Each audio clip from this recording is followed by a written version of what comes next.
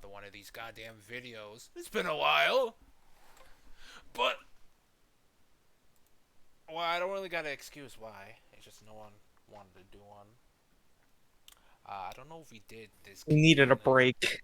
We didn't need a break. No one just wanted to do one. In fact, no one wants to do one, considering you and I and some other people join in from time to time for a few hours.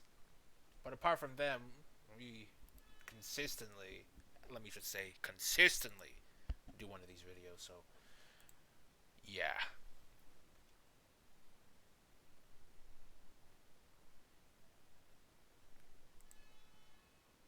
Well, I guess I'll just start the video. 覚えてないこともたくさんあっただろう。誰も彼も知る。 What's up, everyone? Welcome back to King Anime Review, and for this video I'll be explaining what filler is and what canon is in anime, and I'll also be debunking anime filler lists online, and I'll also be proving that the Boruto Naruto Next Generation's anime. I just realized how nothing this video will be, considering there's no argument to be made here per se, unless it gets something factually wrong. So, yeah, this is. Yeah, he's just going to try and explain. Yeah, this is gonna be interesting. Considering we don't. Well, I don't pre-watch this. Anime is 100% canon, as well as the Naruto anime, and I'll also be talking about other anime and manga as well. So starting off with the definition of the word canon. In terms of literature, the definition of the word canon is the works of a particular author or artist that is accepted as genuine. In other words, the works of an artist or author that's accepted as true or authentic.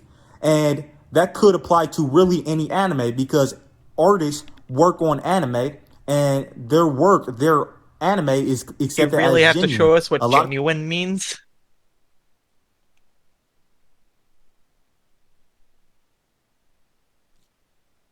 For the sake of the video, getting the clearest definition of each word that can be perceived as vague. Yes, but I believe most people watching this will know what genuine means. possible. But I don't. I. It's fine. It's perfectly fine for him to add that, just to be the utmost certain to get his point across.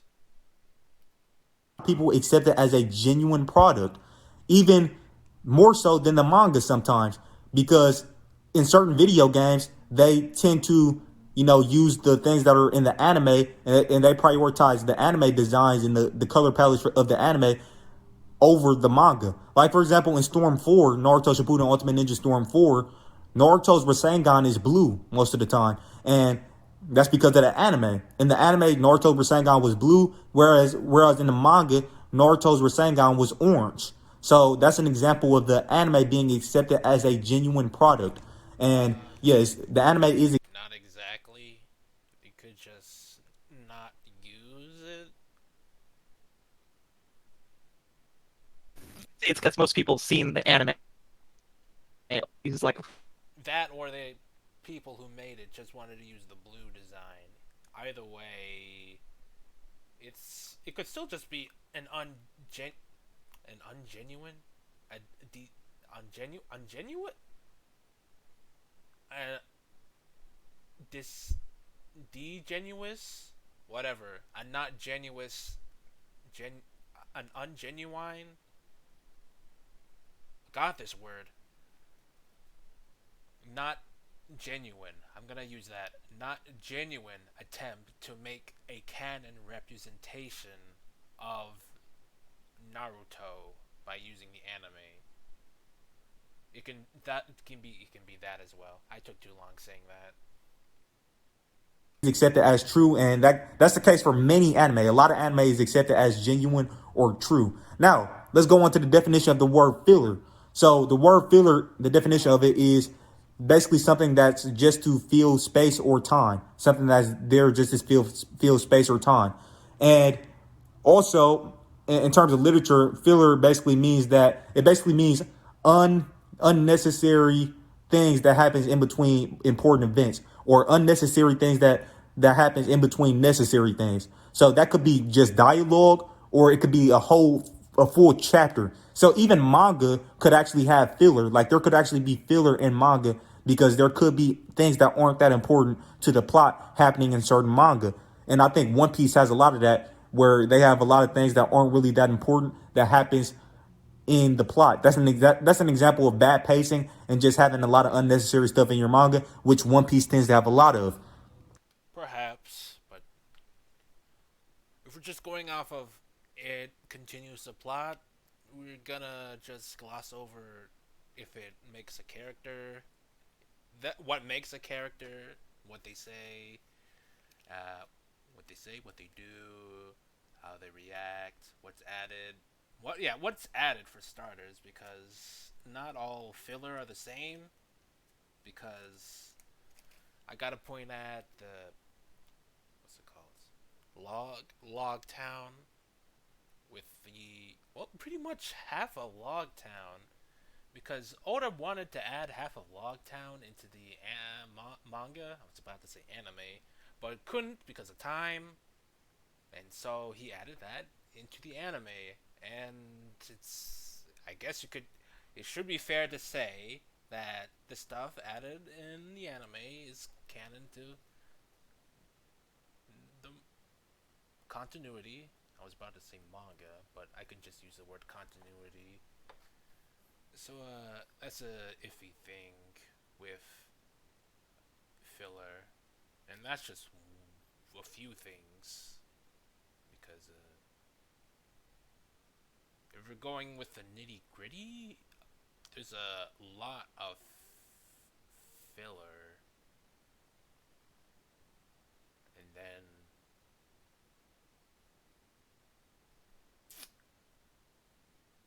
if there's definitely filler in every adaptation when I think about it, because it's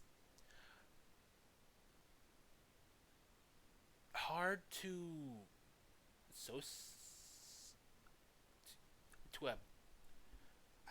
it's kind of hard to adapt a manga to a film, because you eventually have to make it extremely long, the film, or have to cut out some stuff deemed less necessary or unimportant to the plot, or unnecessary or unimportant to a character, or unnecessary or unimportant to a general scene. Because if we're just saying filler, it's just meant to pad out and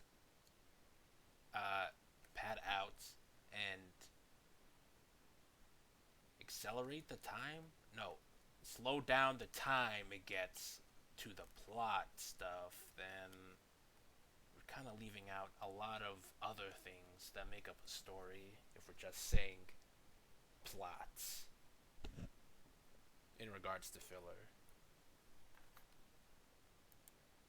In fact, I'll say probably about half of One Piece has that. Now, with that being said, yeah. So in general, filler. Also, most filler in One Piece is very good. That's basically what filler means. So let's talk about anime for a second. A lot of people think that if an anime has an episode that doesn't adapt anything from the manga, that episode is automatically filler. That's what a lot of people think. That's what a lot of people in the anime community the anime/manga community think. That's what a lot of them think. But that's actually wrong. Because in order for something to be filler, you have to prove that the soul... I'm guessing your mic is not working. And apparently it's your laptop's fault. I don't know what laptop you're using, so get a damn new one. Simple as that. Sole purpose of that thing is because in order for something to be filler, you have to prove that the sole purpose of that thing is to fill time. And that is not the case for a lot of anime original episodes. For example, My Hero Academia is a seasonal anime with about 24 episodes coming out every year, whereas the manga is weekly, meaning we get a weekly chapter throughout every single week of the year. with some exceptions here and there because Horikoshi does get some breaks every once in a while. So, with that being said, why would My Hero Academia need a episode just to fill time? Because the anime is far behind the manga for My Hero Academia. So obviously it doesn't need episodes to fill time. Yet there are still episodes of My Hero Academia that are anime original episodes that don't adapt anything from the manga. So obviously those episodes, the sole purpose of those episodes aren't to fill time. Obviously because My Hero Academia's manga once again is far ahead of the anime. So, and even if you do have an anime where the manga is the anime is very, very close to the manga, and they have a lot of anime original episodes in order to give the manga time to get ahead of the anime, even then, that doesn't mean that those anime original episodes are filler. The only time they will be filler is if they add nothing to the story and they're just there to fill time. Now, their main purpose could be to fill time, but that doesn't mean that that's their only purpose. Because if that was their only, like for example, there could be episodes that are like the main purpose of them is mainly to fill time to allow the manga to get ahead of the anime or to get further ahead of the anime. However, they could also have a secondary purpose, which could be to add more detail and depth to the story or add more. Wouldn't that kind of mess with the canon?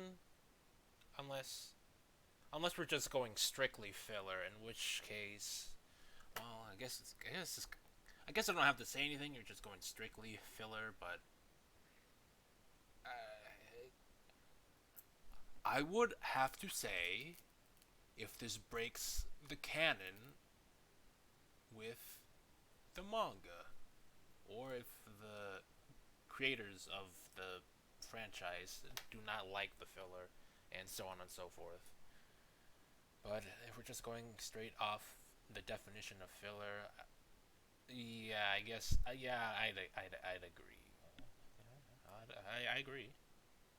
More character development to the characters in this story. And Boruto is a prime example of that because we have full arcs in Boruto that are anime original arcs that add a lot more detail and depth to the story from the manga. For example, the Korra Actuation arc, where we learn a lot more about the Korra organization. We see more about their past. We seen flashbacks of them that we didn't see in the manga. We learn how long the organization been together, which we didn't see in the manga, or we didn't that information wasn't given in the manga. In the anime, it was stated that they were together for about 5 years. So we got a lot more detail and depth and backstory to the Korra organization in the Korra Actuation arc of the Boruto Naruto Next Generations anime, and that was a anime original arc. We also have plenty other anime original.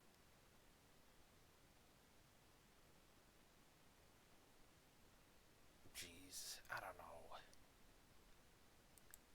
Uh, I just thought about this. Doesn't this just. I don't. Well, if we're just going off the bit, this is weird since all that added stuff is still technically filler if it's not considered canon because it's pretty much just a waste of time if you have to disregard everything you see about the about the show. So I don't. It's kind of, and he left. Well, I'm guessing he's gonna restart his entire. I already forgot what he's. Laptop. Start his entire laptop. I don't know what to think about this because if it's, yeah, well, sure it adds stuff to the story and so on, but it's not content the writers and the author wrote. Or unless it is, like with the One Piece example I give, in which case, should you consider it canon?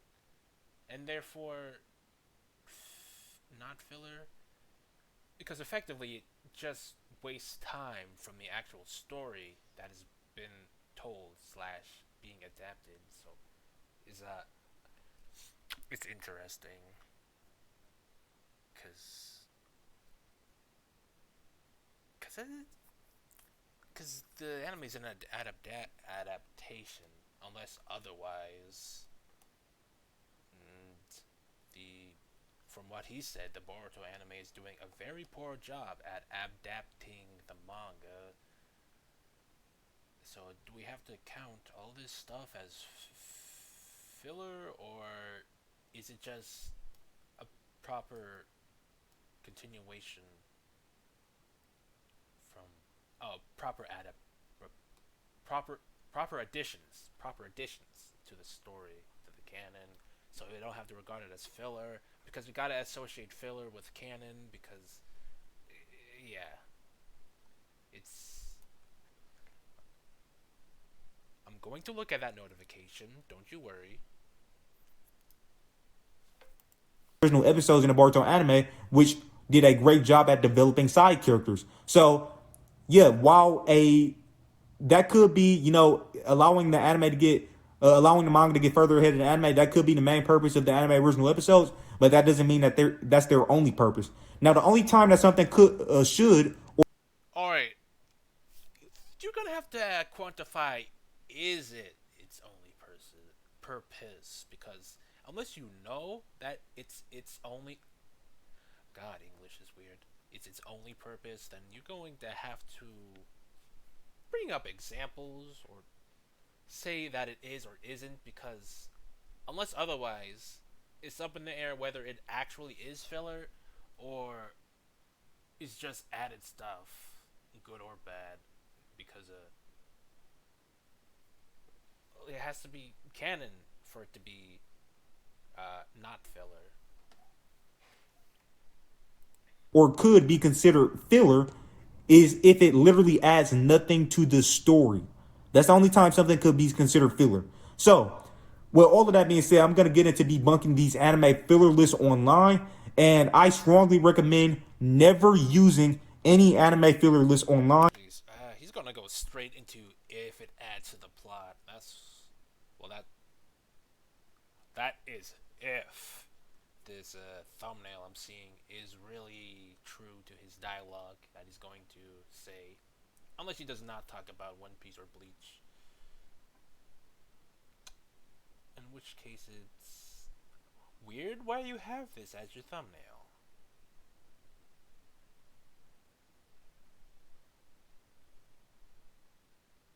But yeah, like I said, a filler doesn't have to be just about plot.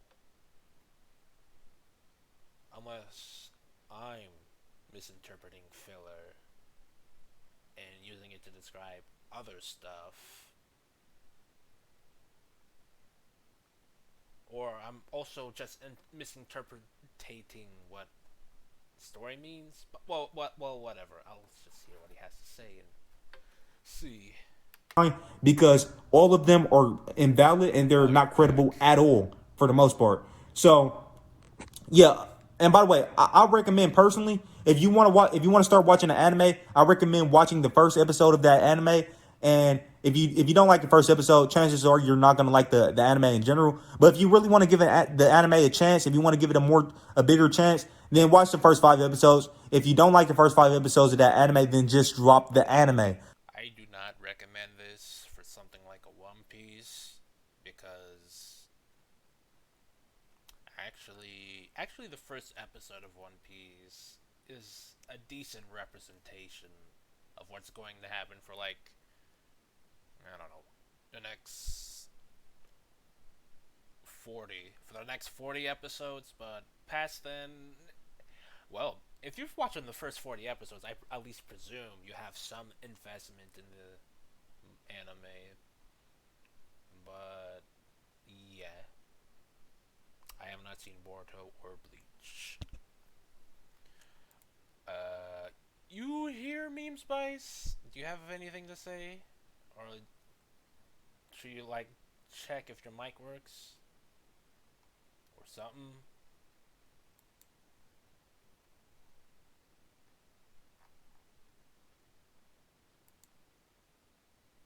Okay then.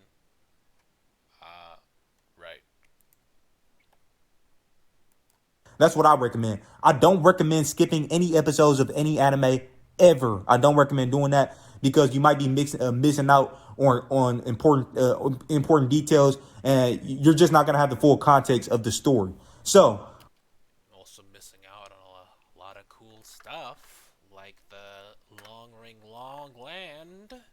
Cough, cough. I've been hearing a lot of stuff about people skipping that. You're missing out on some great comedy, great character too. We love Foxy in this two-person channel. Well, at least I really like Foxy. Let's get to debunking these anime filler lists online. So there's a website online. I believe it's called Ultimate Anime Filler List or Ultimate Anime Filler Guide, something like that. They have a bunch of contributors, and for their Boruto list, they say that the Boruto anime is actually, I believe they say is 12% or 13% filler currently. Now, the old list for Boruto, it used to say that Boruto was 80% filler. However, that list was debunked so hard.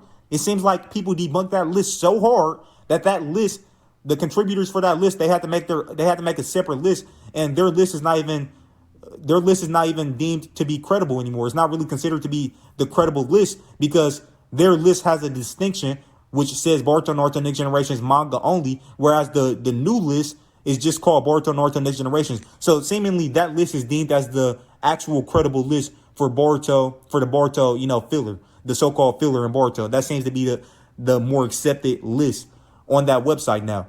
And the old website, I mean the new, the manga group, the manga list, they consider the Boruto anime to be about 73% filler, I believe, whereas the new list considers the Boruto anime to be basically, I believe, 12 or 13% filler. Now, the difference between those two lists is the list that considers it to be about 13% filler, they actually have anime canon, manga canon, and filler. Those are their three different categories for the episodes. Whereas the other list, it just has filler and manga canon.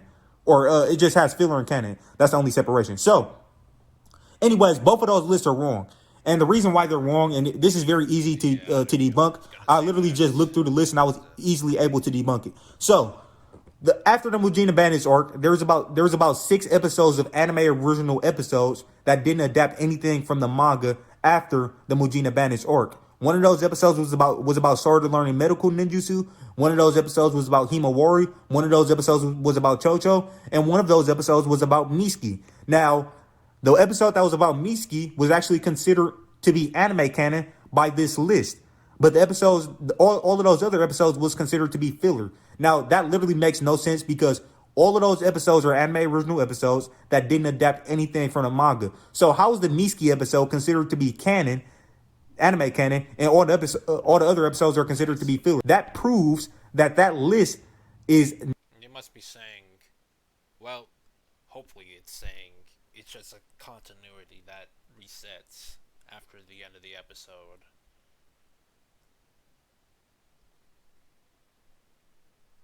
Unless it's not that, then I don't know what they're trying to say with filler here. If they're making a distinction between filler and anime canon, because if it's not just a reset after the episode, then they are definitely using a different definition of filler from, at the very least, me. Yeah.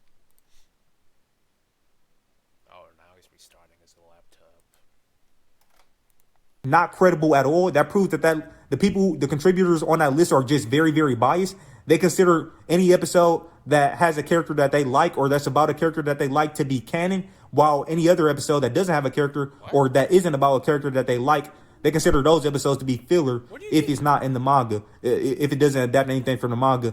But, so that's the case with... Where do you get that association from? Well,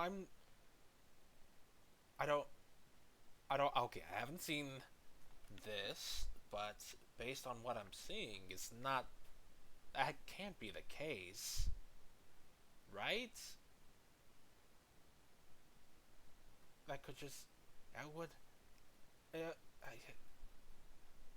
Okay, then why couldn't you, why make this the distinction between anime, filler, and manga canon if you're just going to, or if you're just gonna make it,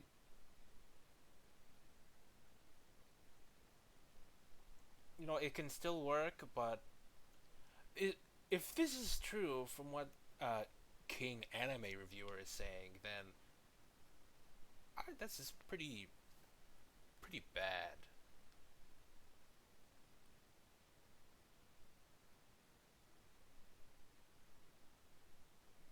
This is, uh, geez, that's a whatever. That it seems like that list just, I mean, obviously that list is very that list is very wrong just based off of that alone. It makes no sense. I don't know what their criteria seem to be completely ridiculous, because for a Niski episode that's obviously an anime original episode to be considered anime canon, and literally, episodes about other characters are considered to be filler, that makes no sense. And that list seems to be very, very biased, because if you look through it, pretty much most of those episodes that's focused on Namida or Wasabi, most of those episodes that's focused on those characters specifically are considered filler, which literally makes no sense. Like, how are those episodes considered filler, but episodes about other characters are considered canon, even though they aren't, adapting manga chapters either? Now, anyways, none of it makes sense, and that list is actually wrong. Now that I've debunked that, now for the rest of the video, I'm going to be proving why Boruto Naruto Next Generations, the anime, is 100% canon. Now, in Boruto, so actually, for the people who try to say that even if the Boruto anime is canon, that doesn't mean it's canon to the manga, because I've heard some people make that claim. That's actually wrong. Now, the reason why the Boruto anime is canon in general, it's the story is actually canon in general, is actually a couple reasons. So, firstly, Boruto actually mentions something that only happened in the anime. He actually mentions it in the manga as a past event. So he acknowledges something that happened in the anime that didn't happen in the manga as a past event. He referenced the Hidden Mist Village arc in the Ayo arc of the manga. So in the manga, when he was talking to Ayo, he said that he went to the Hidden Mist Village on a field trip during the academy. So, and obviously that arc didn't happen in the manga. Boruto never went to the Hidden Mist Village in the manga, but he acknowledges it as a past event that actually did happen in the manga. But, that thing that he's talking about actually did happen in the anime. So basically that proves that in general, the anime original episodes in Boruto, all of those episodes are actually canon. They just... No, not exactly. Wait, will he say... They just aren't shown in the manga. They're basically off-panel or, off-page events that we don't see happen in the manga. There's a lot of manga that have... Well, whatever. If he, at the very least, he went to the Hidden Mist, I'm not sure if the stuff, well, from how vague it is, you can't really say the stuff in the anime happened in the manga. But, well, if just referencing stuff that happened in the anime to the manga is enough to be considered canon, then alright then. But if so, then I don't know, man.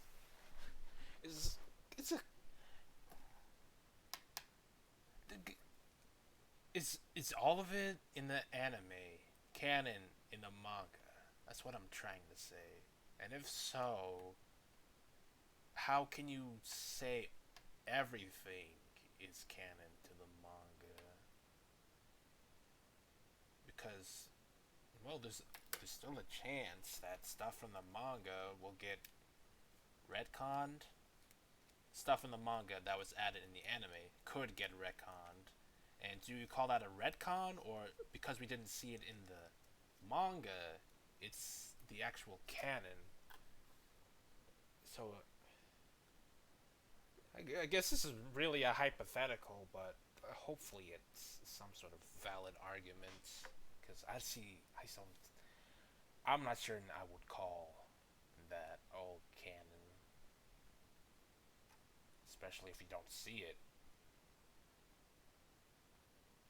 Or maybe it's just not important to show. That wouldn't really be saying all this. Maybe if I actually seen Boruto. Who knows? Have certain, things happen that they, reference, like they say certain things happen, even though you don't see it actually happen in the manga. And for example, there's fights in certain manga that, the full fight isn't shown, but the fight actually happened. You know the fight happened, but the full fight isn't shown in the manga. But you do see like probably the aftermath of the fight, where you hear about the fight, but you don't actually see the full fight.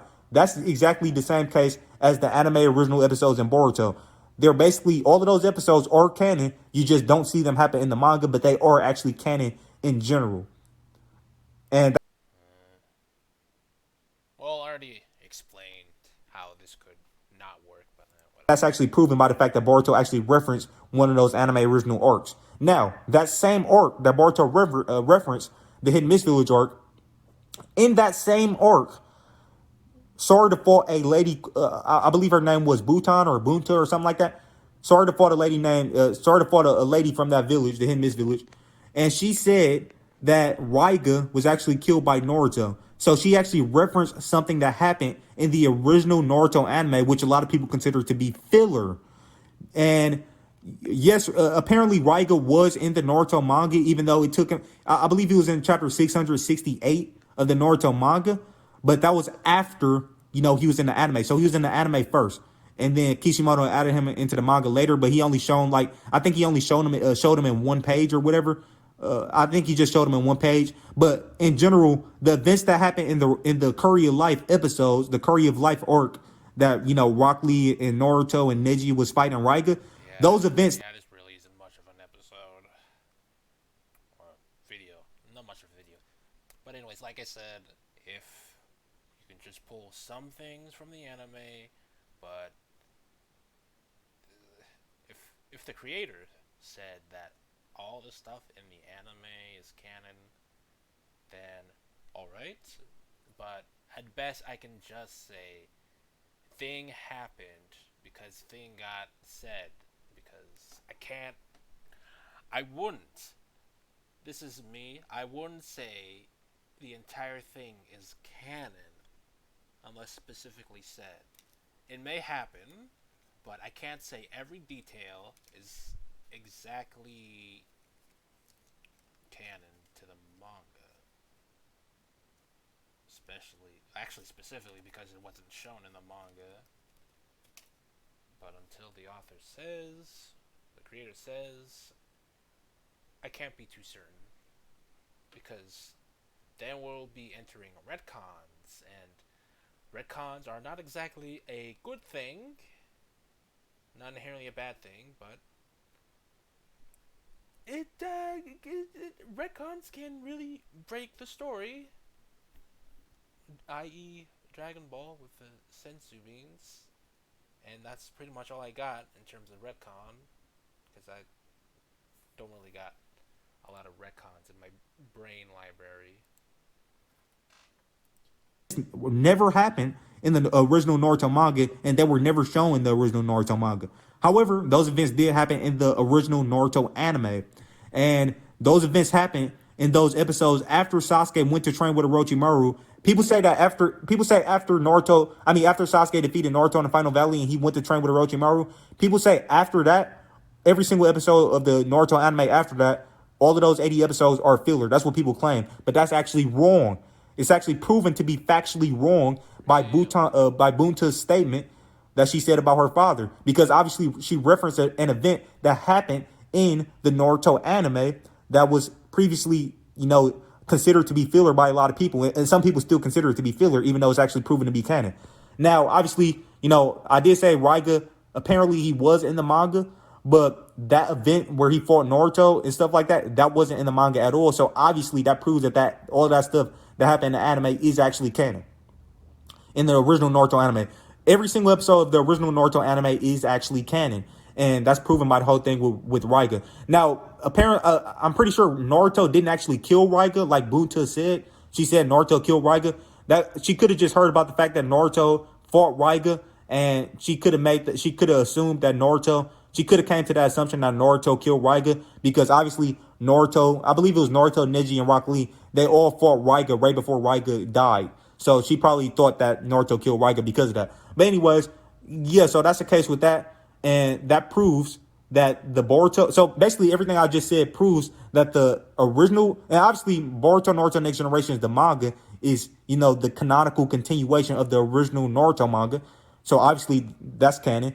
And that proves that the Boruto Naruto Next Generations anime is canon, and the Boruto Naruto Next Generations anime proves that the original Naruto anime is 100% canon. So the original Naruto anime part 1 and Boruto Naruto Next Generations are Well, at the very least, that part of the story is canon. The other stuff may not be canon. You only proved, well, for me, at best, you can only prove that some of the things happening in that filler episode are canon to the manga, and therefore canon. Because, well, I said before it.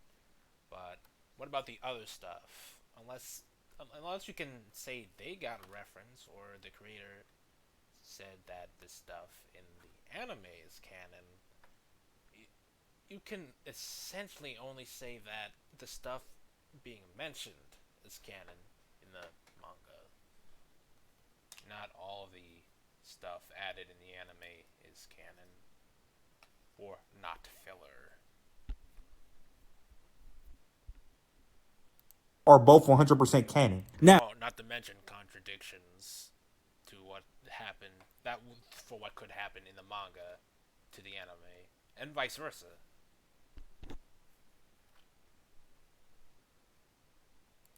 with all of that being said, some people might ask, well, what about Shippuden? So the thing with Shippuden is Shippuden actually does have some filler, unlike the original Naruto anime, aka Naruto Part 1 and Boruto Naruto Next Generations, which are both 100% canon. Shippuden actually does have some filler. And to reiterate what filler means really quickly, filler actually is things that are just solely to fill time and that doesn't progress the story at all and that doesn't move the plot forward. So Shippuden actually does have some episodes like that. Now, for the most part, Shippuden is pretty much completely canon all the way until the Pain arc. But after the Pain arc, there are some things that that I would consider to be filler. That is actually that I would say is probably factually filler. Now, some of those things are still handled pretty well, like the would have scenario arc where the Uchiha clan was still alive, where Tsunade was having her dream in the Infinite Tsukuyomi. Now, a lot of those so-called filler episodes come from the Infinite Tsukuyomi's dreams, and that was actually a brilliant way to implement anime original episodes into the Naruto Shippuden anime, because they were all of the characters were already dreaming anyway, so that's a great time to have some things that aren't necessarily that important. You can just have some characters dreaming about some things that aren't important and turn them into a whole arc. And Shippuden actually did that with Tsunade's dream. She had her dreaming about something. She had her dreaming. Shippuden had Tsunade dreaming about basically what would happen if the Uchiha clan never got massacred, and that turned out to be a very, very great arc. From what I seen, it was just some great stuff overall. I ain't gonna say very great, but it was some good stuff in that arc. So yeah, even then, Shippuden does have, like I said, Shippuden does have some filler. Not as much. Some people, the anime filler list claim that it's 41% filler, which is actually wrong. Because, for example, the early on episodes that are anime original episodes or arcs in Shippuden, like for example, the one about Sora, the Sora arc, that's actually canon. Because it's not, the sole purpose of that arc is not just simply to fill up time, because Asuma got a lot of, we learned a lot more about Asuma's character. We actually seen Asuma's backstory, and a lot of, right before Asuma got killed by Hidan, we actually had a whole arc that was mainly about Sora and Asuma, and it added a lot more detail and depth to Asuma's character, and showed his backstory and stuff like that. So actually that added to the story. That's not filler. So even the Gurren filler that was about the Three Tails actually show more about the Akatsuki and the Akatsuki, how they got the Three Tails and stuff like that. Those arcs aren't filler. Those early on anime original arcs or episodes towards the beginning of Shippuden, those aren't filler. So like I said, Shippuden only has filler after the Pain arc. The 5 Kage Summon. But is it? But did it get a reference to the manga? So you're just gonna excuse this for not being filler, but you're gonna say that the Boruto stuff isn't filler because it gets mentioned in the manga. Alright then. Arc, that arc pretty much had no filler from what I remember. And Oh, unless you're saying it's a double canon, double not filler because it gets mentioned in the manga. I keep forgetting the word manga. I must be tired or something. Whatever. And yeah, I'm pretty sure that arc had no filler. It had some flashbacks and stuff, but it had no filler really. And really, the most All right, you're back. we mainly just got filler when Neat. during the Infinite Tsukunomi dreams we got some filler here and there Is it working? during that portion. It's working. I can hear you at least. Okay.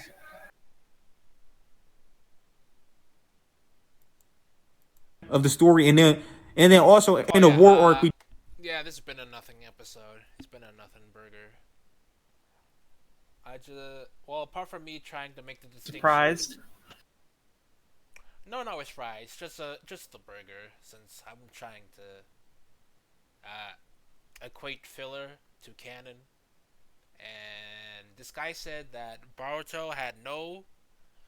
First off, he said Boruto had no filler because it expanded stuff.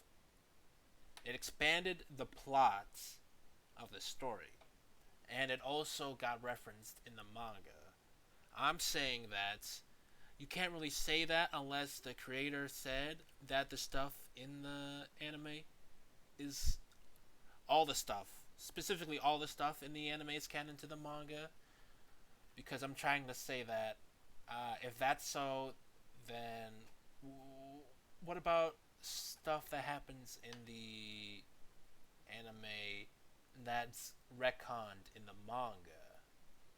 And also, you can only say the stuff being mentioned in the manga is canon to the manga because they're just small stuff like. Well, I don't really have an example since I didn't read or watch both. But if small stuff was mentioned, Same. well, that's awkward. If small stuff, okay, he has a minute left of this video, and he has not talked about Bleach or One Piece at all. In depth. You really just should have titled it a Naruto video. But like I said, if only small details get mentioned in the anime to the manga, then you can only say it in full certainty that that detail is canon to the manga. Because, well, at least I think that's fair. Because, like, what next?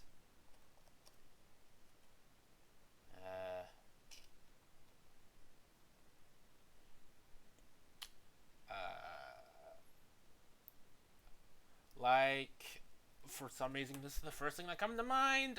If Luffy mentioned about that cannon that ate the llama fruit from that one filler, and he mentioned it to someone like the crew, someone in the crew, or a guy in like Whole Cake Island about meeting a llama, devil fruit, a canon devil fruit eater. Do we have to say that the entire filler is canon, or do we have to say that Luffy met the same canon eating llama fruit user, or did Luffy meet a canon that ate the llama fruits? Was it a llama, or was it whatever animal it was from that filler? Just trying to make that distinction. We did have some filler that wasn't really necessary. I believe we had one about Kabuto, reviving some people, and like he revived Hidan in one of those filler episodes, and it was just some weird stuff going on in that arc. That's the only filler arc. That's the only thing that I would say is probably a actual filler arc, aside from the Infinite Tsukunomi dream stuff. But yeah, in Shippuden, that's the case with that. So honestly, I'll probably say Shippuden is closer to like maybe 10 to 15% filler at the most. And even in the case with you kind of have to quantify that resurrection arc, dog. Because why is it not filler? Because you did not explain why it's not filler, apart from just saying, giving a synopsis of the arc or whatever.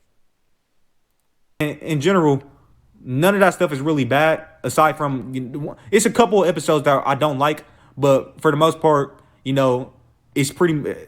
For the most part, usually the so-called fillers are good in Naruto. Now, like I said, we really don't get filler until the pain arc, basically in Shippuden.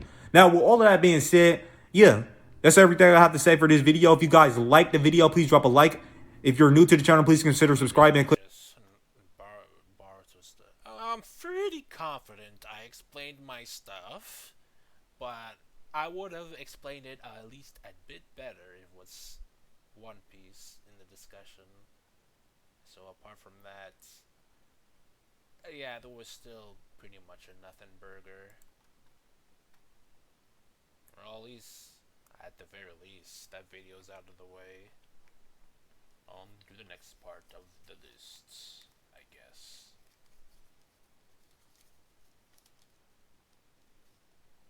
Unless you got a video you want us to do, Meme Spice. No, I got nothing.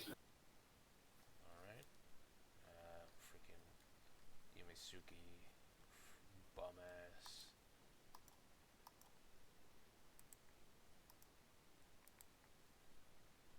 I don't know what I'm gonna title this one. I'm just gonna make a nothing burger title of this video. I'm really saying nothing burger. I am the chosen one. That's why every now and then I make videos that go against the grain and support the underdogs who aren't tactical enough to have a strong voice. I am the Subversion King who leads the charge against popular thoughts when I deem it necessary because I have a degree in anime debating. Before I start my analysis, I need to put out a warning. If you're a person who tells people to kill themselves when they don't like your favorite manga, you're not ready for this. If you're one of those snowflakes on Twitter who can't handle a different opinion, you're not ready. If you're a sheep that regurgitates opinions that you hear everyone else saying, you're not ready. You need to turn around and grind until your level is high enough to hear this. If you aren't ready and you still watch this, you can't say I didn't warn you. Yeah, what a great start. Good thing he... This doesn't really work. This man's energy is way too low for this to get any reaction out of me. No normal person goes, I am the chosen one.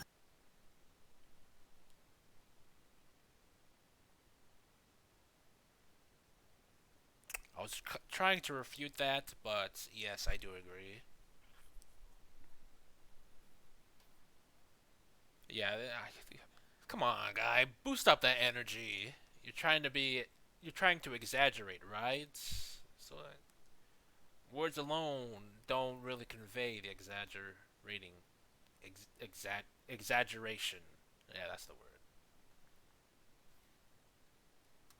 But if you've seen a good percentage of my videos and are still subbed, you're probably ready. I recommend watching what makes a good character. A good portion of your videos suck, dog. And the My Hero Academia one, that was at least had some reaction out of me. These outlines suck. Yeah.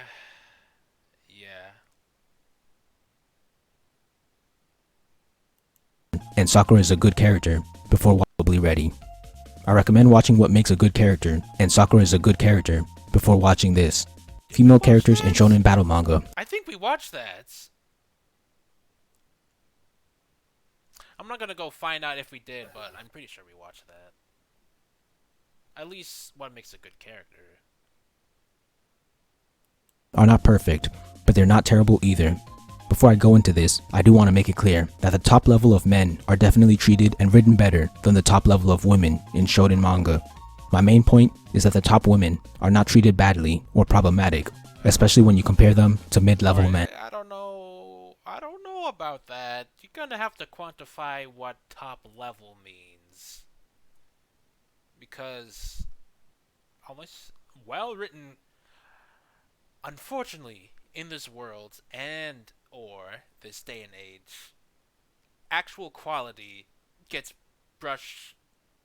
Well, not actual quality, all actual quality, but usually actually quality written stuff get brushed to the wayside to popular thing or the most common thing. So this is essentially impossible to quantify when you mean top level thing. So yeah, you at the very least you gotta specify what you mean by top level. As you know, it's a common belief that females are written poorly in battle manga, but I think part of that perception is actually the fault of the audience. In other words, I believe that there are several instances where the audience is the one discriminating against female characters. By now, I should have released my video praising Sakura as a character, which carried on great points I made in my series of making a good character. A lot of the following is what I've personally seen. One major criticism given to Sakura is that she's bad because she has no goal or has a shallow dream. Gaara, from the same manga, has no dream, but I don't see anyone criticizing him for it. Maybe you're saying that no dream is better than a shallow one. Then I'll bring up Shikamaru. His dream is to live a simple life and be lazy. Yet he's a fan favorite character. I could also bring up Spike Spiegel, like I've been doing. He has no goal, but he's a collectively loved character. Another criticism is she doesn't have an arc or her arc is weak. She has an arc, so that argument is nullified. Look at her growth from part 1 to part 2. I could once again use Spike or L as examples that are in the same boat, but I'll choose someone from the same story. Rock Lee. He has no arc, but once again, he's a fan favorite. So goals and arcs aren't valid arguments. What's left is she's weak or she's annoying. Annoying is very— Oh, okay, you didn't quantify she had a weak arc. You're gonna have to quantify that she didn't have a weak arc. Unless you do agree she had a weak arc, in which case,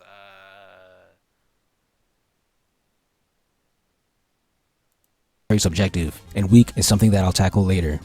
But here's another thing she's hated for, a controversial decision. I believe that when she confessed to Naruto, that's when she was solidified as a despicable character in the collective's eyes. You know who else made controversial decisions? Sasuke, Itachi, and Tobirama. Sasuke killed people and tried to kill Naruto and the 5 Kages. Itachi slaughtered his clan and joined the Akatsuki, and I'll get into Tobirama later. The first 3 all did something bad, but another thing they have in common is that they believed that what they were doing was for the greater good, despite the means. Sakura believed that she was helping Naruto, Sasuke believed that he was saving the world, and Itachi believed that he was saving Konoha. Sasuke is met with some disdain, but he had this before he killed Itachi, so I don't know how much stems from these actions. I know some stems from him going against Itachi's wishes, but I've already explained that in another video. Itachi, however, was met with almost universal praise for his actions. I think the different levels of understanding is connected to how much people already like the characters. Itachi was completely understood. perhaps I would have a dialogue if I actually finish watching Naruto, but uh quality wise, did these 3 characters do actions that make sense for the story, make sense with their character? So you didn't quantify that. I hope you at least find a way to say that in this. You probably won't, but yeah, that. Quantify if it is appropriate for the character to do that. Sasuke took time to understand, and people still don't understand Sakura. That order lines up with how much I believe each character is liked. And then there's Tobirama. This dude was a whole bigot and discriminated against all Uchiha. I think he also believed that it was in their nature or genetics to be bad, but I don't really see people hating on him like they do Sakura. I think another reason for the difference in their level of hate is how powerful each character is, but like I said, I'll focus on that later. I only use Naruto because I've refreshed my memory on the story several times due to my reboot series, but I'm sure that if I read Bleach or Fairy Tail, I'd be able to point out the same kind of discrimination against females like Orihime or Lucy. Overall, a lot of women that are used to show that shonen can't ride females are actually good characters. I'll say shonen because it's faster than battle manga. Either the fans don't know what makes a good character, the fans are— Wait, what? No, this is an important distinction, dog. You can't just say shonen when you're saying battle manga, cause you do know Death Note is shonen. Those right? are 2 completely different things. Not completely different, just very different. You do know Death Note is shonen, and that's anything but a battle manga. So also, people usually conflate shonen with jump. So unless he actually means shonen by definition, or he just uses shonen as in shonen jump, is also another discussion. Another detail I want to bring up. Are discriminating against females, or they aren't strong, which brings me to my second supporting argument. Viewers believe that shonen women aren't strong for two main reasons. They are not as strong as the strongest men, and they do not win as many battles as the most victorious men. I've never heard any Doesn't that make them not as strong or weak? Unless you're trying to use a different definition from weak. Which is also another issue.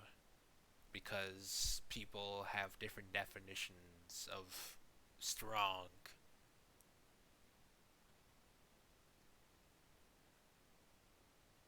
Damn it. Whatever. strongest men, and they do not win as many battles as the most victorious men. I've never heard anyone explicitly say this, but when I started to think about it and looked at the statistics, it became clear that this is the unconscious measurement that is being used. Let me explain. If Sakura was as powerful as Naruto and Sasuke, Well, also, them being part of a trio kind of enables this idea.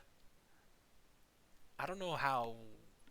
I don't know if you should have this association, but the association is there because they're the three lead tritagonists, deuteragonists, tritagonists, whatever. all throughout the story, and won as many battles as the one with less Battles that she had. Could you say that again? How many battles has she had? By herself? Or as a group?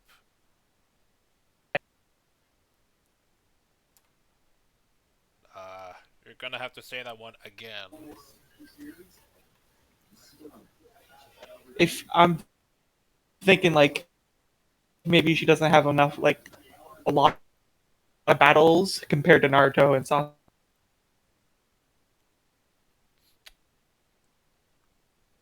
Well, as far as I'm in the show, she technically has one more fight. She has one more fight than Naruto has. Though I'm currently in the middle of the tuning exams. So, take what you will from that. Though Sakura has done literally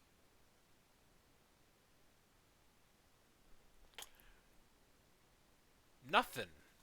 She effectively did nothing except stand there. Actually, she flexed that she has good chakra control, and made Itachi get a major boo-boo. That's pretty much all she did up until the tuning exam, where she tried to save Naruto and Sasuke from the Sound Villagers. So yeah. wins between the men. Would people be saying Naruto sucks at writing females? I don't think so, even if she was still annoying. Same goes for Bleach. If Orihime was as strong as a captain and won as many fights as Kenpachi or Byakuya, do you think people would complain about Bleach's women? I don't think so. And once more, if Nami was as strong as the Monster Trio and won as many fights as Sanji, would the community bitch and moan about women? Maybe because of the body proportions, but definitely not because of her strength. Do people actually complain about that stuff? No, not do people actually. How many people actually complain about that stuff? Because What, the body proportions or fighting? the fighting stuff. Of course people complain about the proportions. Drits, obviously. Freaking monkey brain fool like Dritz, then alright. You know what? You know what? Do people hate Nami because she doesn't fight? Or do people hate Nami because she doesn't fight and her personality? Because Dritz was fine with her personality. Because he didn't say anything wrong about her personality, so I can only presume she's fine. He is fine with Nami's personality, but yeah. Well, he's not fine with her caring about children, which is a person. A known personality trait that has been shown in other instances in the story. Yeah. But at any rate, well,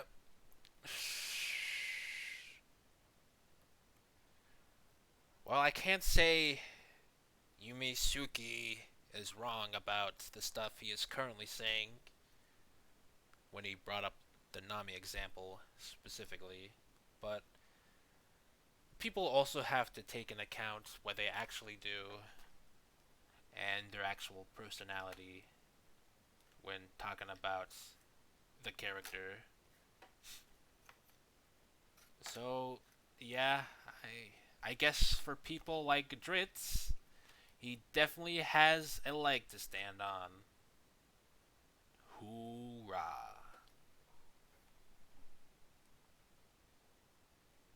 As in leg to stand on, I mean a valid point.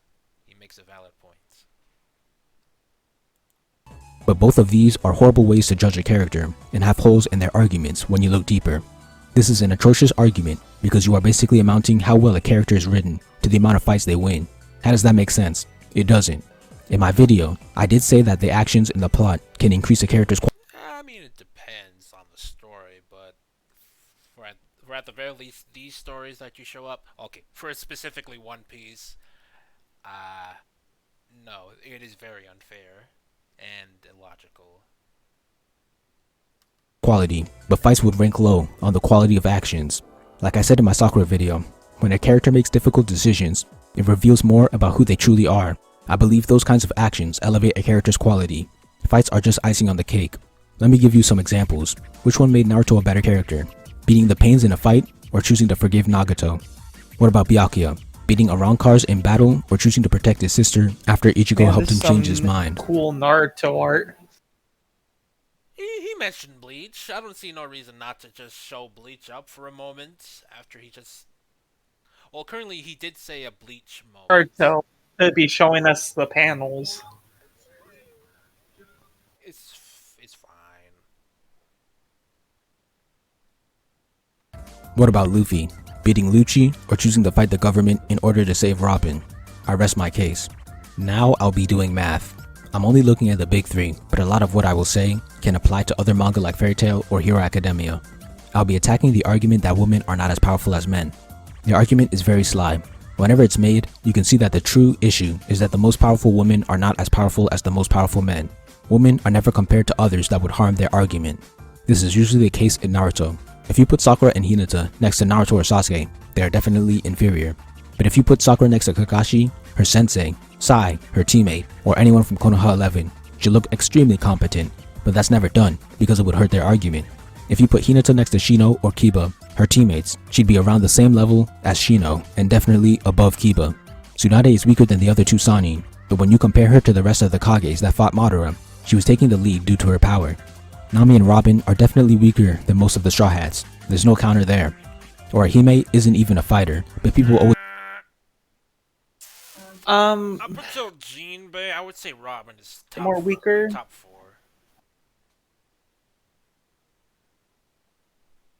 Oh yeah, you were saying, Meme? He says Nami and Robin are probably the weakest in the crew, but I would say maybe Usopp.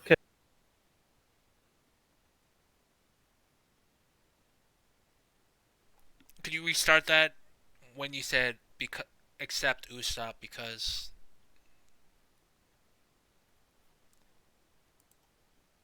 You said Nami and Robin are probably the most weakest in the Straw Hats, but I would...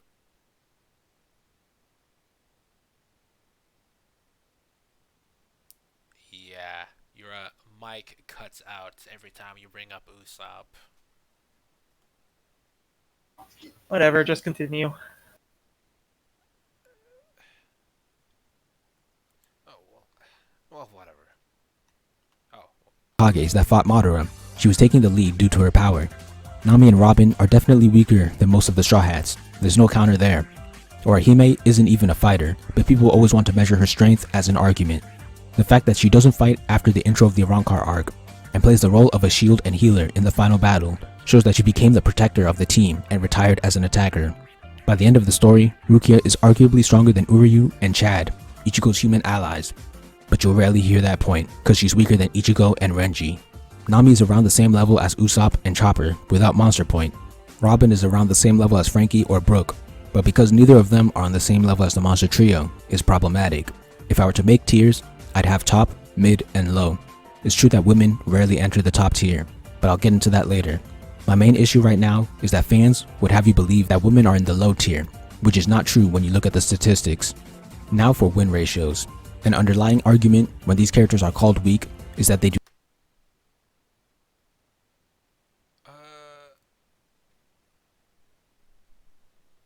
Low tier is kind of iffy, because how do you quantify low tier? Is it like fodder or like one-time protag and antagonists as low tier, or do you count? Well, would a Robin? No, not a Robin. Let's see here. I don't know, Kaya, because like I said, I only saw the damn One Piece. Freaking sue me if I don't have a big example size with Bleach and Naruto. Kaya. Would Kaya be a low tier? But is it bad that Kaya's a low tier, or is it fine that she's a low tier because character like, let's say Mary, Kaya's butler, is also a low tier?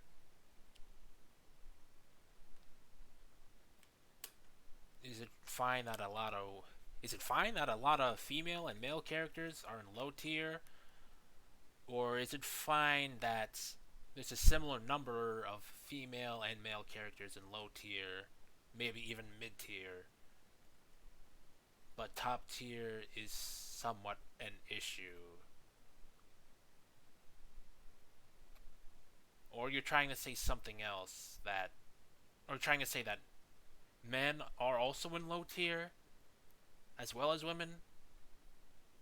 Because I have an issue with that. Now for win ratios. An underlying argument when these characters are called weak is that they do not win as much as the most victorious men, but like the previous argument, that's never made clear. Instead, it's framed as if all men rack up wins, while women are left behind. Let's start with Naruto.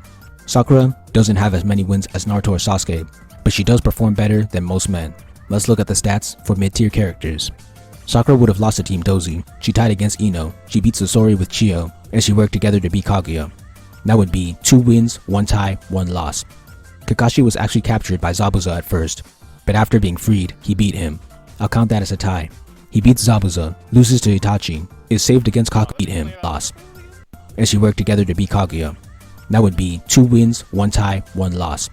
Kakashi was actually captured by Zabuza at first, but after being freed, he beat him. I'll count that as a tie. He beats Zabuza, loses to Itachi, is saved against Kakuzu, loses to Pain, beats Obito, and helps in defeating Kaguya. 3 wins, 1 tie, 3 losses.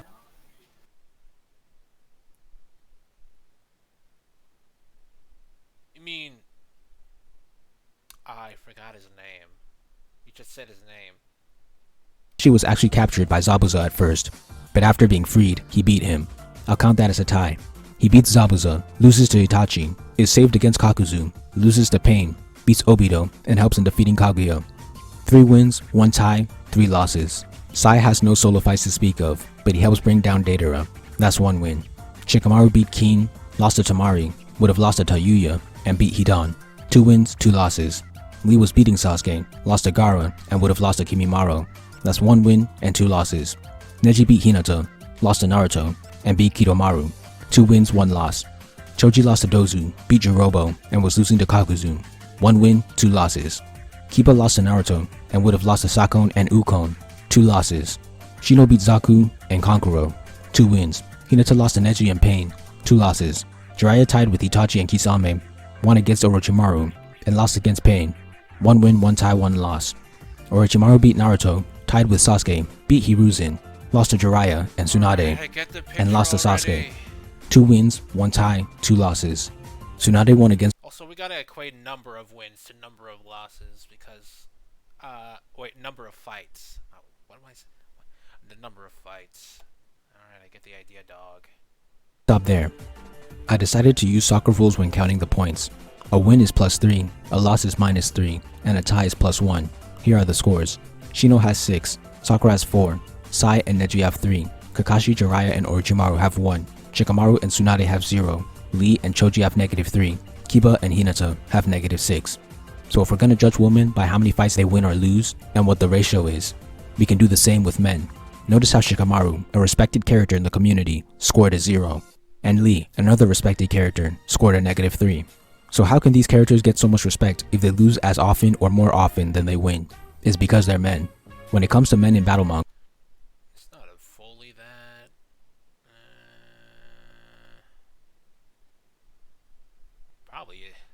Probably for these people, it really is that. But I was trying to also say the quality of the fight and how important it overall was. But whatever.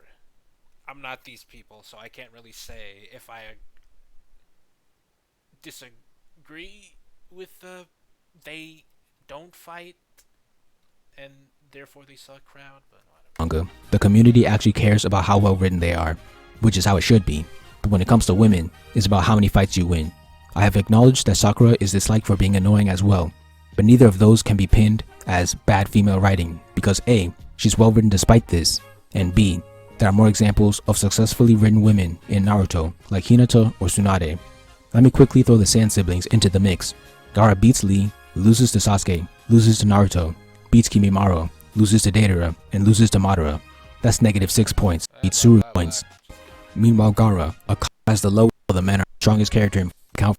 Arvanier is now, loses to Shrieker, beats Deroy, loses to Yasus, to Appo, would have lost to Appo, fights with Ichigo against Ginjo for 2 wins, GS negatives. I only time them right here.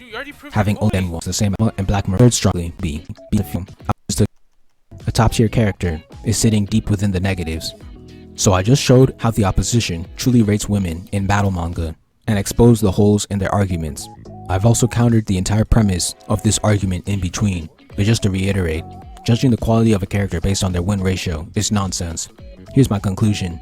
As I've said before, there are 3 tiers of characters: top tier, mid tier, and low tier. The top tier usually makes up about 5 to 10% of the total important or relevant characters.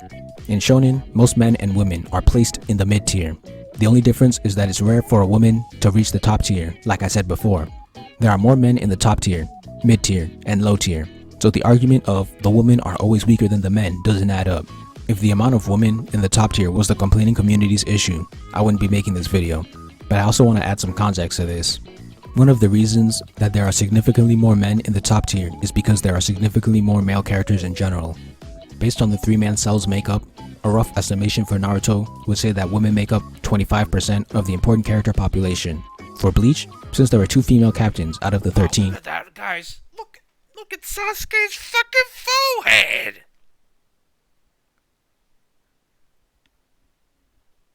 God damn. You could put a flat screen up there and we'd still have room for my freaking game spear. No wonder. I don't really remember seeing him without his bandana, but Jesus.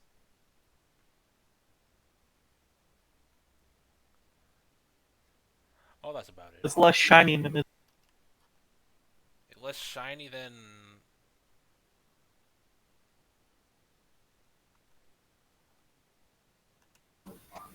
His forehead. Man, you're cutting out.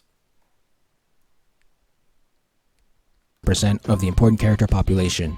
For Bleach, since there are 2 female captains out of the 13, I'll guess 15%. And for One Piece, using the Straw Hats 2 females out of 10, I'd guess 20% of the population. By the way, using the Story 2 to say that the reasons that there are significantly more men in the top tier is because there are significantly more male characters in general. Based on the 3-man cells makeup, a rough estimation for Naruto would say that women make up 25% of the important character population. For Bleach, since there are 2 female captains out of the 13, I'll guess 15%. And for One Piece, using the Straw Hats 2 females out of 10, I'd guess 20% of the population. Yeah, I'm guessing I was talking about important characters because I have no idea what he just said about Naruto and Bleach. No, because apart from, well, at the very least, I'll just use the Monster Trio. Apart from those 3, you would definitely say the rest of them are at best mid tier, and most of them low tier, because Brook barely had any one-on-one fights, and he usually loses those. Just is it really just Zeppo?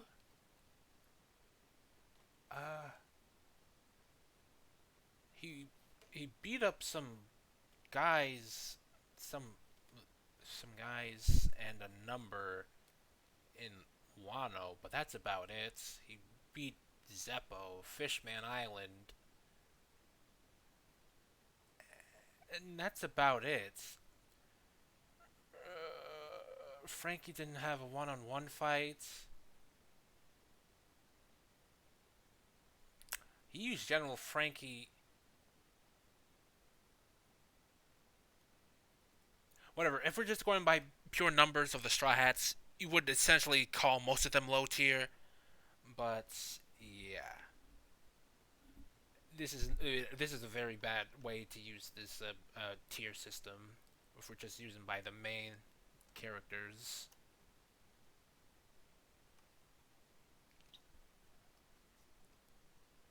Because I really don't think I should explain this. It should really be obvious why you shouldn't just use the main characters as baseline top tier. And for One Piece, using the Straw Hats 2 females out of 10, I'd guess 20% of the population. By the way, if I did actual math, I'm pretty sure the percentages would drop. So using statistics, if there's a much higher population of men, there's a higher chance that they will make it to the top percentile of quality in writing or power. And as we can see, those chances apply to reality. If I'm being blunt, expecting there to be an equal number of women and men in the top tier is basically asking for special treatment towards the women at the Talking about in real life. What are you qualifying top tier now? Because now I'm confused. Is he talking about fight? No, these people who quantify them fighting as them being good characters, perceiving them as. Oh great, now I'm just confused. Say what you had to say again, meme.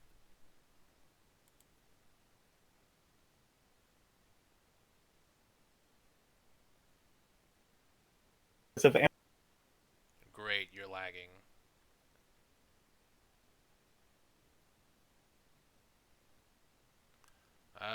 Could you say that again? Now? Forget it. No, say it again. Come on.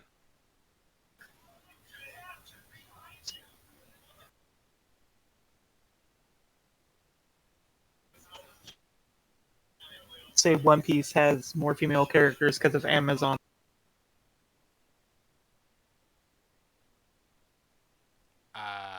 They have more female characters because of Amazon Lily? That's all I got from what you said. Yes. That's all you had to say? Yeah. Oh. Well,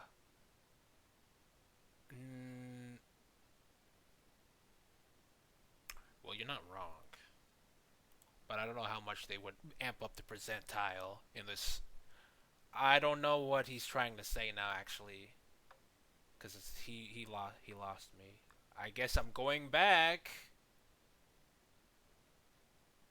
15. The hell fling into the window. But because neither of them are on the mid and low, it's true that women rarely enter the top tier, but I'll get into that later. My main issue right now is that fans would have you believe that women are in the low tier, which is not true when you look at the statistics. Now for win ratios. Chop and Chopper without Monster Point. Robin is around the same level as Frankie or Brooke, but because neither of them are on the same level as the Monster Trio, is problematic. If I were to make tiers, I'd have top, mid, and low. It's true that women rarely enter the top tier, but I'll get into that later. My main issue right now is that fans would have you believe that women are in the low tier, which is not. If there's a much higher population of men, there's a higher chance that they will make it to the top percentile of quality in writing or power. And as we can see, those chances apply to reality. If I'm being blunt, expecting there to be an equal number of women and men in the top tier is basically asking for special treatment towards the women at this point. In these mangas specifically, they make up less than a fourth of the population, yet they're expected to have the same amount of top tier individuals as the group that makes up over 3/4? That doesn't add up. Here's my conclusion. There are two major arguments against shonen females. One is that they aren't good characters. Two is that they have low win ratios. The first argument is completely wrong, and I believe I showed why. When this person of interesting intelligence put in real life made me real confused, but well, pretty much if we just remove that line, I would still be able to understand what he's talking about. Two is that they have low win ratios. The first argument is completely wrong, and I believe I showed why. I'm sure I could make individual videos defending Rukia or Hime or Nami, and I'm pretty confident that people have already done so. As for the second argument, while it is true that females don't enter the top tier, I think it makes sense considering the circumstances. I'm not saying stop complaining, you're lucky you're getting anything. If it were me, the first thing I'd be complaining about is the amount of females. If the amount of females in shonen starts rivaling the amount of males, and the number of characters in the top tier are still heavily in favor of the men, then I'd say there's a problem with the power cap of females in anime. Funnily enough, Fairy Tail is the shonen manga. Why does it matter? Of course you said shonen, but I thought you meant in storytelling of young men storytelling. But what you meant was, hopefully what you meant was battle shonen, in which case I guess you could complain then, but even if, is it an issue that all the female characters don't get big power level, big number power level compared to the men? Is it that big of an issue where you have to complain? Because I'm just not certain if that really is a big issue, but whatever.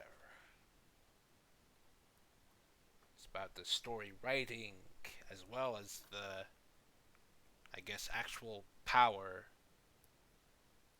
Well, the actual ability, not strictly strength, of the character that really supplements a good battle shonen.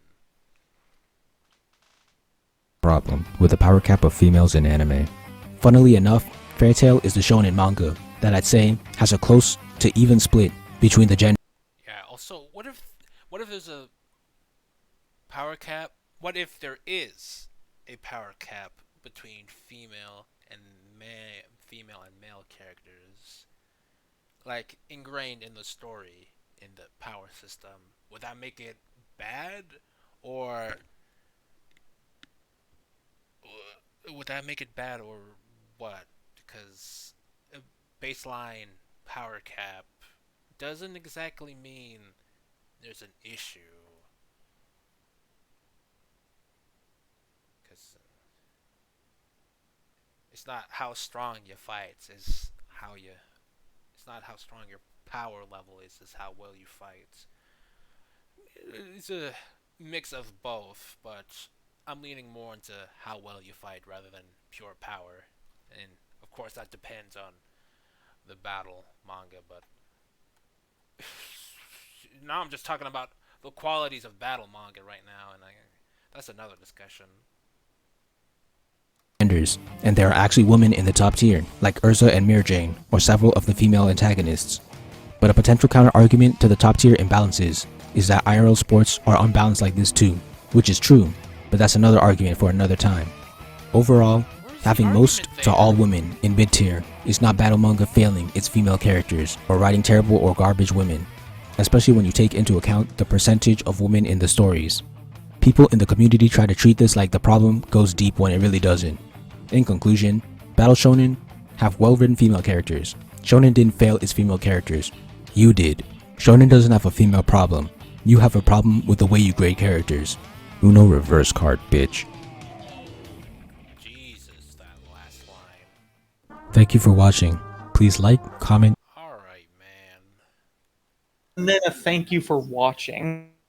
For starters, I have an issue with just these people in general. The people that Yumesuki mentions or directly. Well, he is directly stating, because I don't believe this, and I would hope that most people don't believe the things that Yumesuki is trying to debunk, but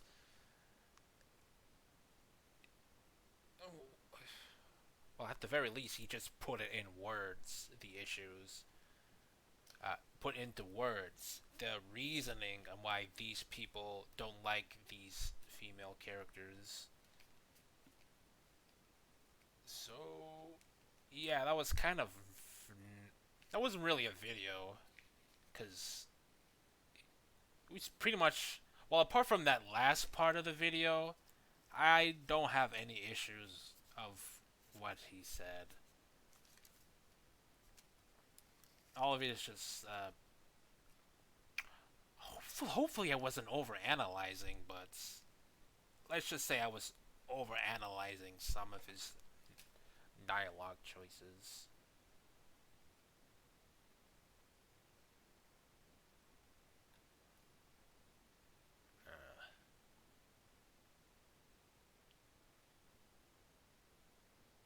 There's Black Cats. Hello, Black Cat.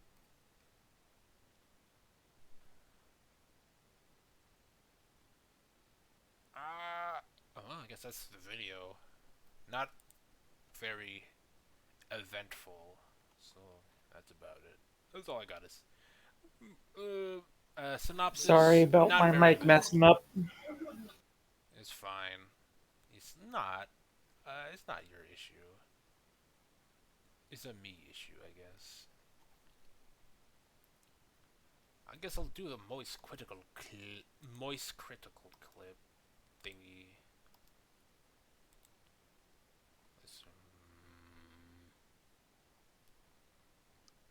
I guess that's two down. No, we're not gonna do the Genlock video. That ain't never gonna happen.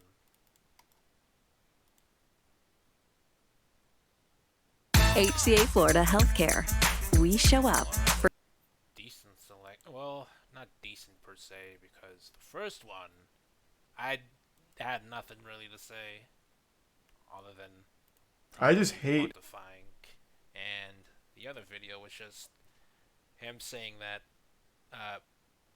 these meathead people who conflate quality with victories and fighting shonen rather than actual character and their actual. We'll say this one might not be good because I'm pretty sure most of his complaints is no one dies.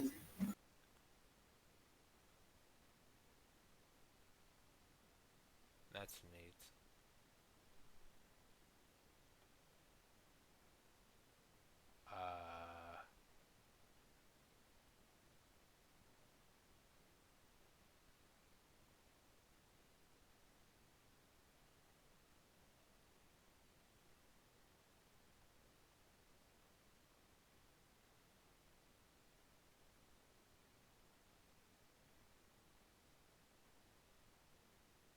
Okay, guessing from the people from these comments, that seems to be the only issue he has.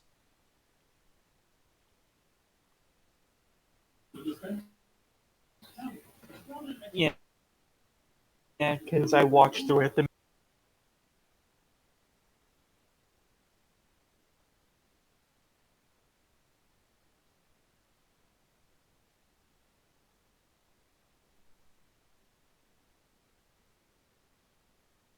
Oh, my friggin'.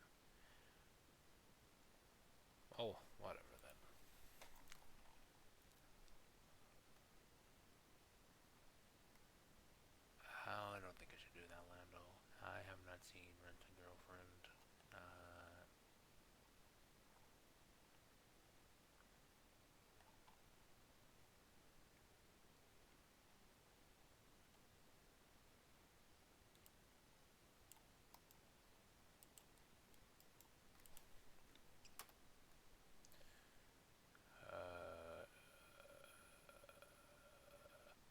guess I'm doing this one. Because I'm definitely not gonna do another Yume Suki. That guy can surely talk. So these tropes aren't very serious issues with Wait, anime. wait, These are didn't I do this one? just minor. The seinen has never been to a social gathering with friends at. Shut up! Fuck you! As draw. Why? Oh, I haven't. Alright, I just. So these Must tropes. have been another video with these characters in it. Unless I'm getting these characters confused with something else from the other video that had similar designed characters, in which case, oh well. Aren't very serious issues with anime. These are just minor things that get on my nerves whenever I see them used, and I don't hate the shows that I'm going to talk about, or use clips from. I won't be talking about lollies or fan service or anything like that because they've already been talked about to death. Speaking of death, let's start off with this trope. A character walks onto screen and says, "Hey guys, you shouldn't get too close to me. I've killed someone before." And then 2 episodes later it's revealed that they didn't actually kill someone, they were just kind of there when it happened. It makes it feel like the writers want to make a character that's... I am not seeing this trope, so, what do you think about this trope? It's a very specific trope. It's not like the big guy, small guy. You know, in cartoons. Like it's not as common. That's not what I meant. Do you have any issues with this trope? No, not really. I never really had a problem with tropes. It's always just how it's done. This trope in particular, is there an issue with it? No, not really. Like I said. So you're fine with No. whatever the hell he just said. Yeah, I feel like the context kind of matters as well. I don't see a problem with this type of trope. Alright then. seems deep and flawed, but when the time comes to show how terrible they were in the past, they try too hard to make them sympathetic instead, which ends up completely absolving them of all blame. If you're gonna make a character say this kind of thing, actually make them literally kill someone, because anything other than that is gonna feel like an easy cop-out. Oh, and if it turns out that they actually did kill someone, but they had to, otherwise the world would end, that doesn't count. You had no choice, everyone was gonna die, fuck you, it's just... That's a bit unfair. He still died dead. Killed. And if a person gets affected by it, nevertheless, for the greater good or whatever, still, Like, it's not a bad thing that they did it, or else the world dies, or some sort of similar to that. I feel like you could before talking about like the I killed someone, but it was either the world or her. The idea of like telling someone that you've killed someone, that could be that could just be like a threatening thing. Cause just and then slowly you warm up. It's just like, well, that was just me trying to interrogate you or something. That type of deal. That's why I said it really matters in context. I guess because I'm not familiar with this trope, I don't really have much to say on it, but yeah, they still murder the guy, and if they cared enough that they murdered said person, I don't see why, even if it was... Oh yeah, they would feel guilty. Why they wouldn't feel guilty. I don't see how one thing should counteract the other. People have that mindset. Murder is still murder, that's just... so misleading. I mean, not anymore because it's a trope now, but anyways. I fucking hate it whenever I see a character drink beer and go... I physically react whenever I see this shit in anime because it's just so dumb. It makes me feel like whoever put this scene in has never been to a social gathering with friends at all. I don't think people do this. Seems like it would get annoying after a while. That is a thing that Who gives a shit? That's a thing that people do. I did that. I was so parched. I was like, oh, I accidentally, while doing that, I accidentally choked a bit on some water. But yeah, that type of stuff happens. I don't get that. Is that a trope? I don't know. No, not at all. Is that Couldn't that just be a thing that things do? let's see, what's the word? Like, is eating food and making noise a trope? I don't think so. That's not the issue. Let's see. Annoying? Let's It's say just if. Let me think.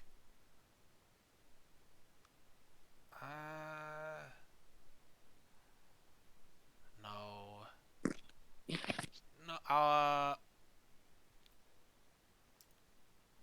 Let's say if someone. The actual term is hammer space. Let's say if someone did the you did some sort of running gag, and that running gag. I did not need to bring that up. Let's say if someone did a running gag, and that running gag gets popular enough that other franchises use that running gag. Is that a trope, or is that just like a synonymous thing with? Oh wait, I can still use that. Let's say if someone brings out a hammer and whack a said character across the head, and other things copy that. Is that a trope, or is that like a characteristic? Like an event or whatever. Not an event. It's the just word an eludes action. me, but not a norm. Damn it! I'm just one that got a point across, but I'm missing that damn word.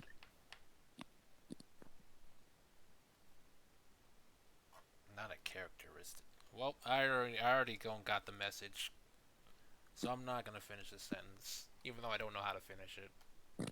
Ever put the scene in has never been to a social gathering with friends at all. I don't think people do this. Seems like it would get annoying after a while. Obviously, it's done to show that the character doing it is unwinding and So having you a don't know blast, for but sure if you people want- don't do that. Yeah, that's an issue. I can say I definitely know what I'm talking about.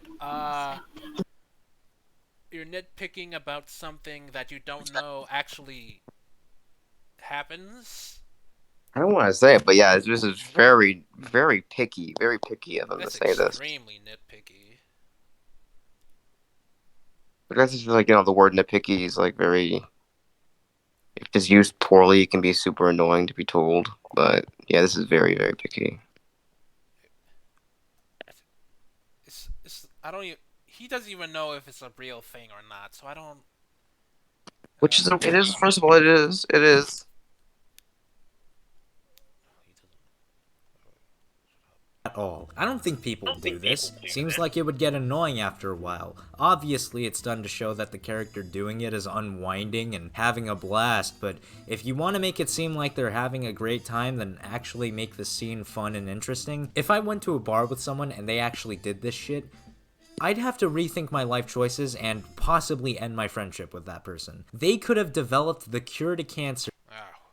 Damn it! I have to. Tell That's a joke. Shut up. If that's true, I don't want to be your friend either. If you have that much of a stance on that, it's like a weird. That's weird. That's gotta be a joke. But what is he talking about cancer? And I'd still be ashamed to walk around with them because they're probably the type of person to eat food like this. Seriously, man. I mean, that's more like a character thing, if anything. It's like a man being polite. What's the context of that scene? Obesity is funny! And what would make it worse is if we were just talking and they suddenly screamed in an overly dramatic fashion in the middle of our conversation, drawing the attention of a bunch of random-ass people sitting next to us. Whenever a character does this, I have to pause the video and contemplate stabbing myself in the face. There's no point in this kind of thing. It just gives me so much second. Telling me people don't yell in the middle of a conversation? Something in Philadelphia does that a lot, and because it's just like the cast is like they're just terrible people, and it's just they argue a lot. So yeah, emotional idiots just yell in the middle of a conversation, especially in these clips specifically when the person they're talking to said something that they disagree with heavily. They're offended by it. it's something super shocking. They couldn't control their emotion, and it's just I don't get it. Hand embarrassment. I don't know. just shut up. Fuck you. You didn't need to yell. I know you're mad, but now I want to hurt you. I give a pass to episode 3 of Bunny Girl Senpai because there was actually a purpose to that. He had to do that to bring Mai back, and the stakes were set up well, and it was dramatically effective. I see Sakata as brave. If this is the clip you're using, this is not the same to the other stuff you showed. Because he's talking into the wind. And I don't know. He's trying to get someone I don't know if you know this, but wind isn't an actual person. Nor can they have a discussion. Very upset at that school. That building called me an idiot. I gotta yell so other people can see that I'm yelling at them.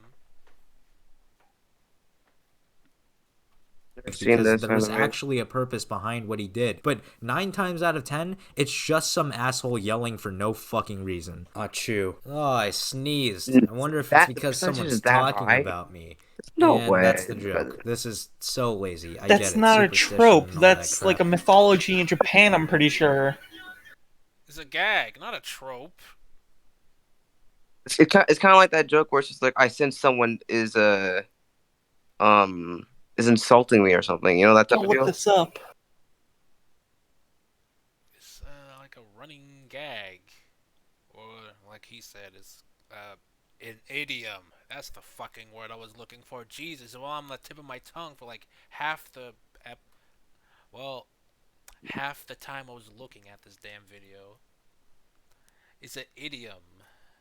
It's a social idiom.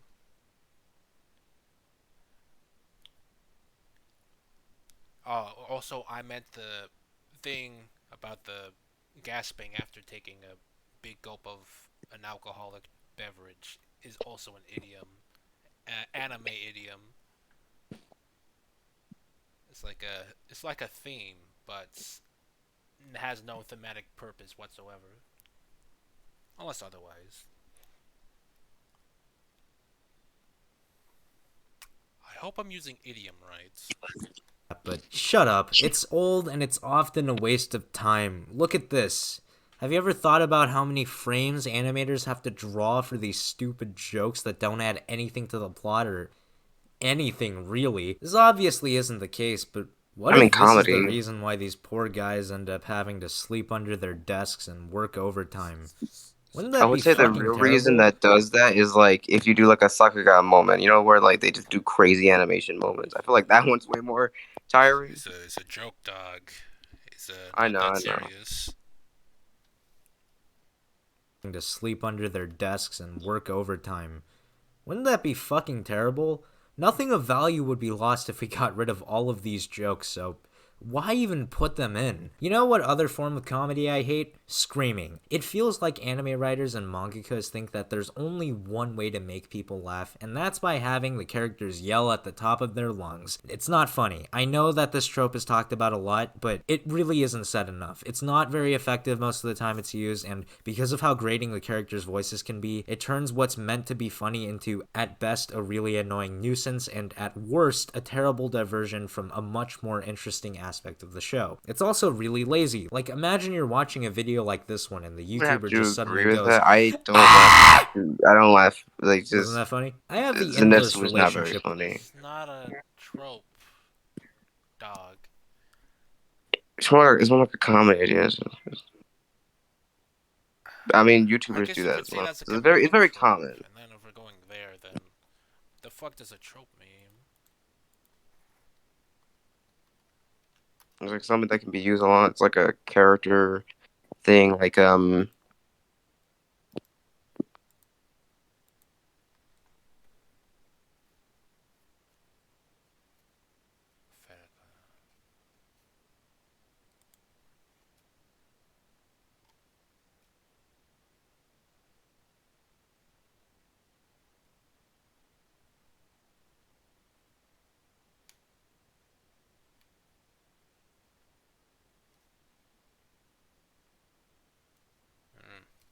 Never mind.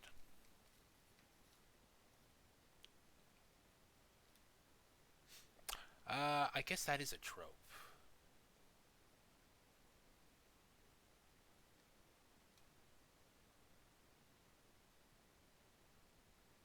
Eh. Alright, I take back most of the things I said.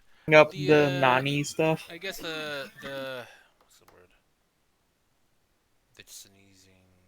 The sneezing one technically isn't a trope, but the rest, yeah, they're tropes.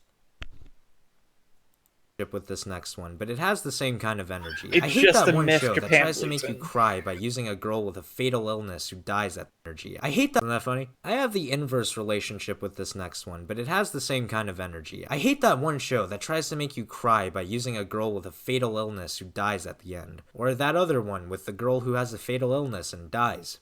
Or that one movie with the girl who has a fatal illness and dies. It's kind of the same as the anime screaming thing. Is this the only way that you know how to make people cry? Just make a cute anime girl and kill her off at some point in the story? Is that the height of your creativity? Like, I know that there's a bit more going on in all of these anime that I mentioned, but the heart of the reason why people cried while watching this shit is that the main characters are kind of just self-inserts who's in love with this girl with such a fun personality or a cute quirk, and I'm just so over it at this point. It feels so manipulative. It's a cheap way to get a few tears out of the audience. Okay, maybe none of that applies to Clannad, but either way, fuck all these tropes. Please don't kill me. Wow, this has been a nothing burger. Well, at least I know what tropes mean now, so that's pretty good. Oh, my throat.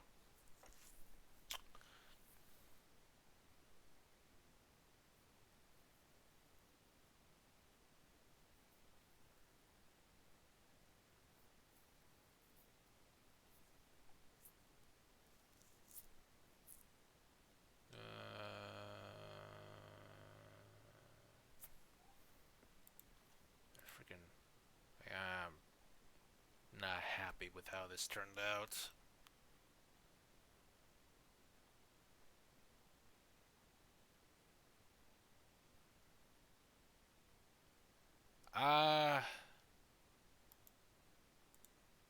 Any of y'all got a recommendation? Ask the question. What question? I had you muted for half that video. Why? Because you talk too much. I was trying to explain I was trying to just explain, what was your thoughts on tropes before you knew what a trope was? Because you just said that you didn't know what a trope was. I thought tropes were usually a plot thing. No.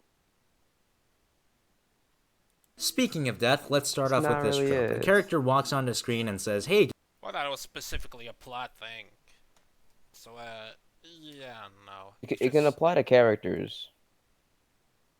What? Tropes can apply to characters, as a pattern, that type of deal. Yeah, but that can also apply to stories when you're talking about Exactly. characters. Exactly. It's So just what's you the only point saw of it. saying that when I already know what you meant? You just said that you learned what a trope was right now. Yeah, and I thought it entails to stories, specific. What's that? Exactly. You just didn't see it as the other thing. Yes, I did. Whatever. I didn't think people gasping after consuming a large amount of alcohol as a trope, since that usually doesn't entail to the story. But by this definition I'm looking at here, it is a trope.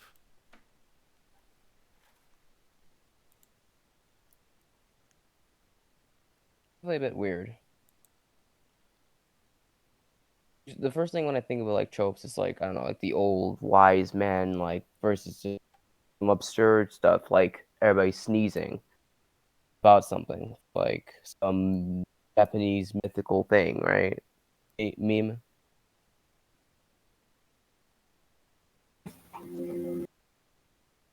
I think he agrees. Anyway, do you have a video recommendation?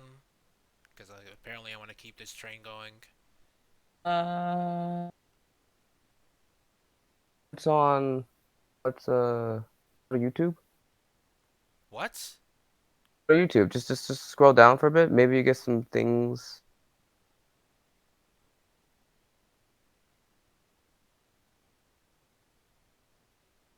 If you don't have a video in mind, just say it. I got nothing. I got nothing. That's what I'm saying. Just scroll down to just check out some videos that might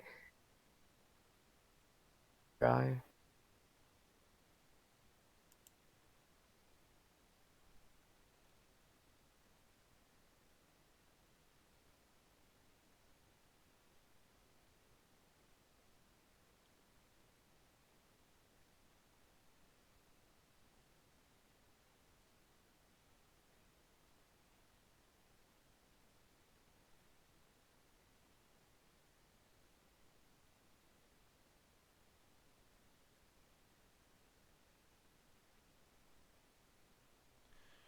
I'll just look a bit at this.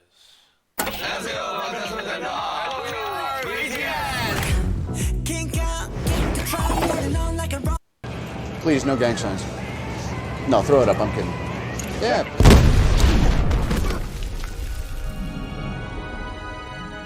Yes, but couldn't we find a way? Your mother has forbidden your return. I used to wonder why she never talked about you. Now I know. Your world is one of the 9 realms of the cosmos, linked to each other by the branches of Yggdrasil, the world's tree. Now you see it every day without realizing. The images glimpsed through, what did you call it? This Hubble telescope.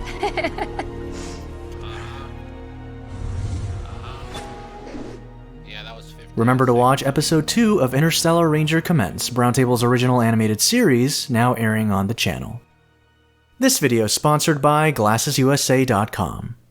Okay, that was a minute of nothing.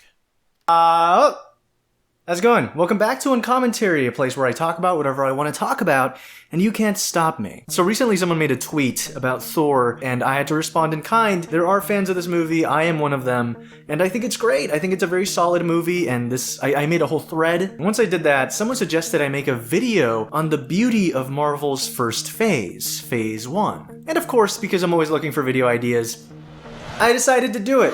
So everyone, thank CBM_Geeks1 for this video, because without him, this wouldn't exist. And I really hope you enjoy it. I was in a podcast called the Dial-Up Movie Club. It's available on and to why. So get ready, because this is part 1 of a 2-part series where I talk about Marvel's first phase. I have new glasses. Well, like much glasses, right? Multiverse. There's definitely a universe. You're off right here. Frame up on me. In 1996, Marvel was pretty much bankrupt. Basically, in the multiverse, there's definitely a universe where Marvel just doesn't exist. Marvel started auctioning off all these superheroes like Spider-Man to Sony, the Hulk to Universal, etc. So Marvel's A-tier characters were now gone. But you still gotta make money somehow. Marvel has to bounce back, so they threw out a B-tier character, one that would sell action figures, and that's Iron Man was Marvel's last-ditch effort into making something by themselves. Marvel Studios basically had to throw a Hail Mary. And you know what? Iron Man is a great name, because that movie got me as hard as iron. One of the coolest things about this movie is that this isn't a movie about a guy who gets powers and becomes a superhero. It's about a guy who already has these abilities, and what makes him a hero is his change in perspective. Tony Stark runs a company that manufactures weapons, that's all they do. And once he sees what war really is and how it can affect innocent people, he decides to change his ways, and that's, to me, one of the most unique superhero stories I've ever experienced. I didn't approve any shit. Well, you're coming. I guess you haven't seen a lot of superhero stories then, because this is like one third of the archetype. Well, I guess I want to be specific. Alright, I am too hungry to actually say the specifics. I'm not finishing this video because I want to get something to eat. So yeah, that was nothing. Alright, goodbye.